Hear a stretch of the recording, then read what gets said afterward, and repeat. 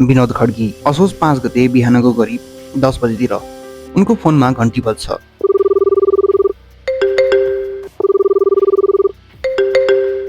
Phone गर्ने अरू कोही नभएर एक पुरानो चिन्जानकी युवती थिइन्, 21 वर्षीय मनिषा महत। सुन्नुहोस् न, मेरो नागरिकता सम्बन्धी केही काम थियो के तपाईँ मसँगै हिँड्नुहुन्छ? मासुम स्वरमा सोधिएको यस प्रस्तावमा विनोद सहर्ष राजी हुन्छन्।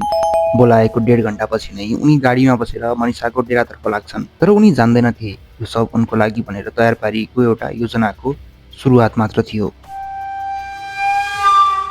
डेरामा पुग्दा मनिषा र अर्का युवक शिवम खाना पकाउँदै थिए। विनोद बैठक कोठामा बसेर अन्डा र रक्सी खाँदै हुन्छन्।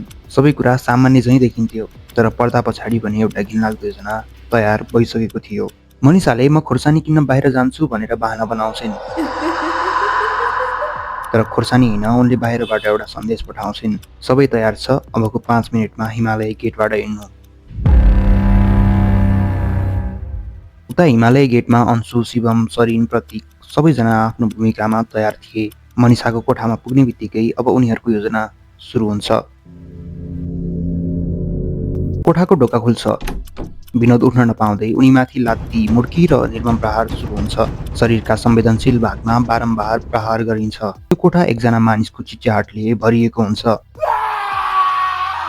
विनोद लड्छन्, तर उनी यति बेलासम्म अझै जीवित नै हुन्छन्। अनि त्यसपछि सुरु हुन्छ फिरौतीको खेल। उनीहरूको सुरुमा 30 लाख माग्ने योजना हुन्छ, तर मनिषाले भन्छन् त्यति धेरै माग्नु हुँदैन, 10 लाख ठिक हुन्छ। विनोदको जवाफ भने यस्तो थियो, मसँग अहिले 5 लाख मात्रै छ, म त्योभन्दा बढी दिन सक्दिनँ। त्यसपछि अंशुको मोबाइलमा विनोदको सिम हालेर फोन गरिन्छ। प्रदीप, तुरुन्तै 5 लाख चाहियो। भक्तपुर राधे राधे बाट बढ्ने अगाडि R15 मोटरसाइकलमा आउनेलाई दिनु। सायद प्रदीपलाई पनि थाहा थिएन उनी जुन रकम लिएर गइरहेका थिए त्यो रकम कुनै व्यापारको लागि होइन, कसैको जिन्दगीको अन्तिम सास किन्नको लागि थियो। राति 5:10 को समय प्रदीपले पैसा दिन्छन्, तर कसैको नियत भने फेरिएको हुँदैन। 5 लाख पाएपछि पनि उनीहरू सन्तुष्ट हुँदैनन्। भोलि हामीलाई यो मान्छेले नछोड्ला, हामी झन् ठुलो समस्यामा पर्न सक्छौँ, कुनै रिस्क लिनु हुँदैन, त्यसैले यसलाई मारेर फालौँ। यसरी एउटा योजना तयार गरिन्छ। केही समयपछि एउटा गाडी आउँछ। विनोदलाई बीचमा राखेर मनिषाले गेट खोल्छिन्। प्रतीक स्कुटरबाट अगाडि स्पोर्ट गरिरहेका हुन्छन्। भक्तपुरको गणेश मन्दिर हुँदै गाडी गुन्डुतर्फ लाग्छ। केही समयपछि गाडी एक्कासी रोकिन्छ। त्यही छेउैको ढुङ्गा उठाएर त्यो ढुङ्गा विनोदको छातीमा प्रहार गरिन्छ। त्यसको केही समयपछि विनोदको सास बन्द हुन पुग्छ। सबलाई धुलीखेल हुँदै 49 किलो भन्ने स्थानमा पुर्याइन्छ अनि 8 मिटर जति तलको झाडीमा लगेर फालिन्छ। र यसपछि विनोद केवल एक लास मात्र बन्न पुग्छन्। घटनाको केही समयपछि विनोद घर नफर्किएपछि परिवारले प्रहरीमा उजुरी दिन्छन्। प्रहरीको खोजी प्रक्रिया भएको केही समयमै प्रहरीले उनको शवबारे पत्ता लगाउँछ।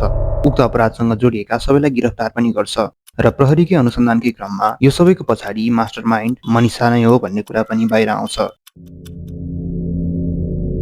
एकजना 21 वर्षीय युवतीले कसैलाई प्रेमको झुटो जालमा फसाएर हत्यासम्म गर्न पुगेको कुरा सबैतिर फैलिन पुग्छ।